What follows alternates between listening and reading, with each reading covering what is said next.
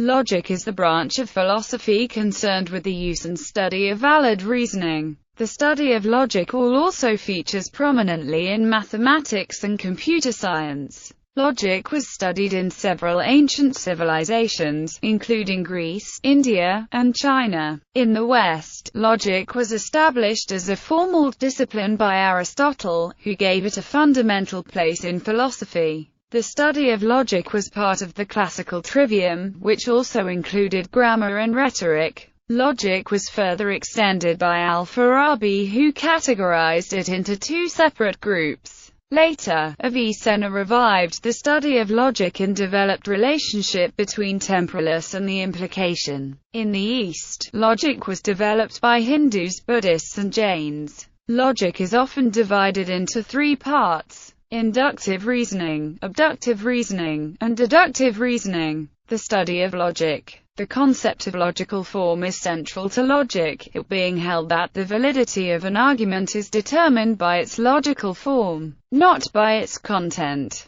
Traditional Aristotelian syllogistic logic and modern symbolic logic are examples of formal logics. Informal logic is the study of natural language arguments. The study of fallacies is an especially important branch of informal logic. The dialogues of Plato are good examples of informal logic. Formal logic is the study of inference with purely formal content. An inference possesses a purely formal content if it can be expressed as a particular application of a wholly abstract rule, that is, a rule that is not about any particular thing or property. The works of Aristotle contain the earliest known formal study of logic. Modern formal logic follows and expands on Aristotle. In many definitions of logic, logical inference and inference with purely formal content are the same. This does not render the notion of informal logic vacuous, because no formal logic captures all of the nuances of natural language. Symbolic logic is the study of symbolic abstractions that capture the formal features of logical inference. Symbolic logic is often divided into two branches: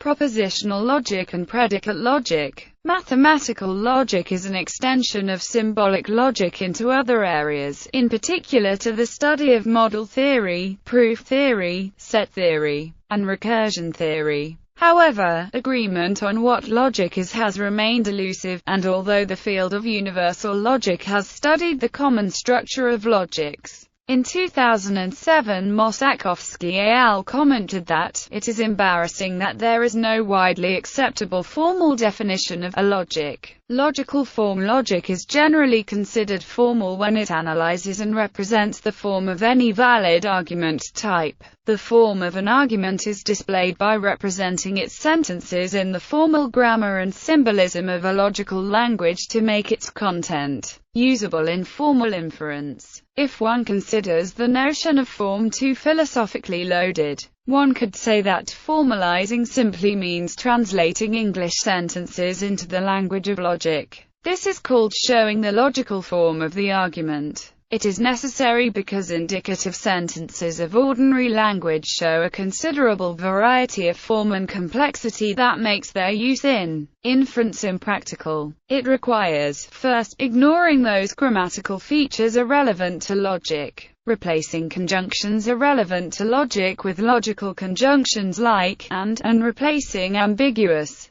or alternative logical expressions with expressions of a standard type. Second, certain parts of the sentence must be replaced with schematic letters. Thus, for example, the expression, "all are bees," shows the logical form common to the sentences, "all men are mortals," "all cats are carnivores," "all Greeks are philosophers," and so on. That the concept of form is fundamental to logic was already recognized in ancient times. Aristotle uses variable letters to represent valid inferences in prior analytics, leading Jan Łukasiewicz to say that the introduction of variables was one of Aristotle's greatest inventions. According to the followers of Aristotle, only the logical principles stated in schematic terms belong to logic, not those given in concrete terms. The concrete terms man, mortal, etc., analogous to the substitution values of the schematic placeholders A, B, C, which were called the matter of the inference. The fundamental difference between modern formal logic and traditional, or Aristotelian logic, lies in their differing analysis of the logical form of the sentences they treat. In the traditional view, the form of the sentence consists of a subject plus a sign of quantity, the copula, which is of the form is or is not, a predicate. Thus, all men are mortal. The logical constants such as all, no, and so on, plus sentential connectives such as and, or, were called syncatagrammatic terms.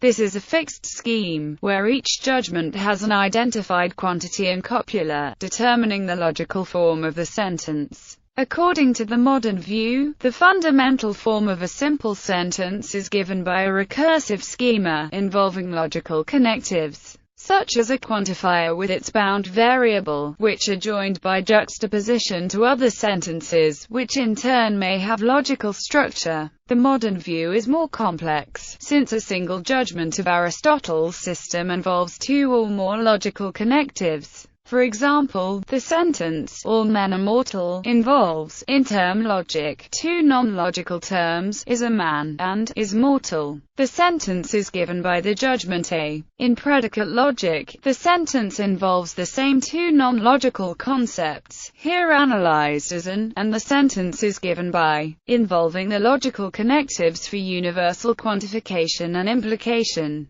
But equally, the modern view is more powerful. Medieval logicians recognized the problem of multiple generality, where Aristotelian logic is unable to satisfactorily render such sentences as, some guys have all the luck, because both quantities, all, and some, may be relevant in an inference. But the fixed scheme that Aristotle used allows only one to govern the inference. Just as linguists recognize recursive structure in natural languages, it appears that logic needs recursive structure. Deductive and inductive reasoning, and abductive inference. Deductive reasoning concerns what follows necessarily from given premises. However, inductive reasoning, the process of deriving a reliable inference from observations, is often included in the study of logic. Similarly, it is important to distinguish deductive validity and inductive validity. An inference is deductively valid if and only if there is no possible situation in which all the premises are true but the conclusion false.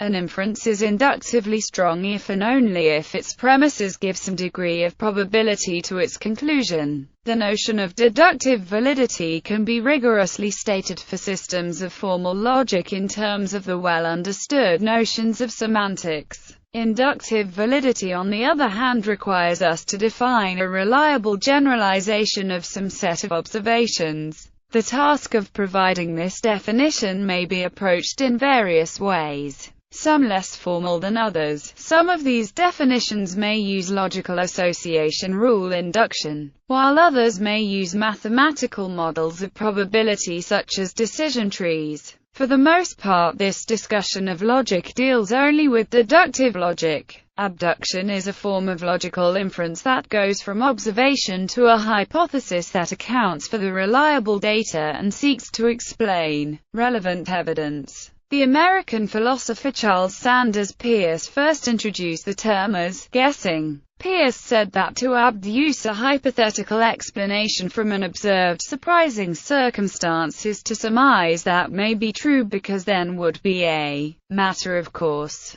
Thus, to abduce from involves determining that is sufficient, but not necessary, for consistency, validity, soundness, and completeness. Among the important properties that logical systems can have are consistency, which means that no theorem of the system contradicts another; validity, which means that the system's rules of proof never allow a false inference from true premises. A logical system has the property of soundness when the logical system has the property of validity and uses only premises that prove true. Completeness, which means that if a formula is true, it can be proven. Soundness, which has multiple separate meanings, creating a bit of confusion throughout the literature. Most commonly, soundness refers to logical systems, which means that if some formula can be proven in a system, then it is true in the relevant model structure. This is the converse of completeness. A distinct, peripheral use of soundness refers to arguments, which means that the premises of a valid argument are true in the actual world. Some logical systems do not have all four properties. As an example, Kurt Gödel's incompleteness theorems show that sufficiently complex formal systems of arithmetic cannot be consistent and complete. However, first-order predicate logics not extended by specific axioms to be arithmetic formal systems with equality can be complete and consistent. Rival conceptions of logic arose from a concern with correctness of argumentation. Modern logicians usually wish to ensure that logic studies just those arguments that arise from appropriately general forms of inference. For example, Thomas Hovaber writes in the Stanford Encyclopedia of Philosophy that logic does not, however, cover good reasoning as a whole. That is the job of the theory of rationality. Rather, it deals with inferences whose validity can be traced back to the formal features of the representations that are involved in that inference, be they linguistic, mental, or other representations. By contrast, Immanuel Kant argued that logic should be conceived as the science of judgment, an idea taken up in Gottlob Frege's logical and philosophical work. But Frege's work is ambiguous in the sense that it is both concerned with the laws of thought, as well as with the laws of truth, i.e., it both treats logic in the context of a theory of the mind, and treats logic as the study of abstract, formal structures. History. In Europe, logic was first developed by Aristotle. Aristotelian logic became widely accepted in science and mathematics and remained in wide use in the West until the early 19th century. Aristotle's system of logic was responsible for the introduction of hypothetical syllogism, temporal modal logic, and inductive logic, as well as influential terms such as terms, predicables, syllogisms and propositions. In Europe during the later medieval period, major efforts were made to show that Aristotle's ideas were compatible with Christian faith. During the High Middle Ages, logic became the main focus of philosophers, who would engage in critical logical analyses of philosophical arguments, often using variations of the methodology of scholasticism. In 1323, William of Ockham's influential Summa Logicae was released. By the 18th century, the structured approach to arguments had degenerated and fallen out of favor, as depicted in Holberg's satirical play Erasmus Montanus. The Chinese logical philosopher Gongsun long proposed the paradox, 1 and 1 cannot become 2, since neither becomes 2. In China, the tradition of scholarly investigation into logic, however, was repressed by the Qin dynasty following the legalist philosophy of Hamfizi.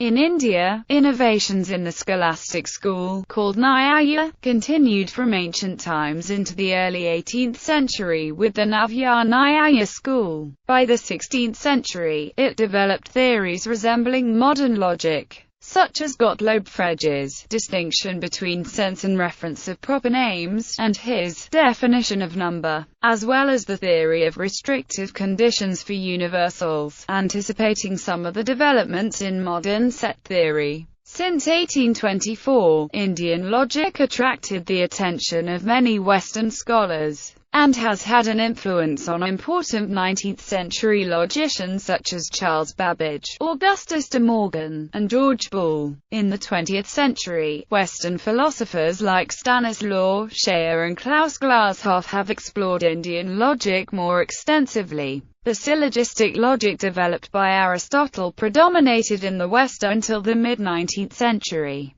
when interest in the foundations of mathematics stimulated the development of symbolic logic. In 1854, George Boole published an investigation of the laws of thought on which are founded the mathematical theories of logic and probabilities. introducing symbolic logic and the principles of what is now known as Boolean logic. In 1879, Gottlob Frege published Begriffsschrift, which inaugurated modern logic with the invention of quantifier notation. From 1910 to 1913, Alfred North Whitehead and Bertrand Russell published Principia Mathematica on the foundations of mathematics, attempting to derive mathematical truths from axioms and inference rules in symbolic logic. In 1931, Gödel raised serious problems with the foundationalist program, and logic ceased to focus on such issues. The development of logic since Frege, Russell, and Wittgenstein had a profound influence on the practice of philosophy and the perceived nature of philosophical problems, and philosophy of mathematics. Logic, especially sentential logic, is implemented in computer logic circuits and is fundamental to computer science. Logic is commonly taught by university philosophy departments, often as a compulsory discipline.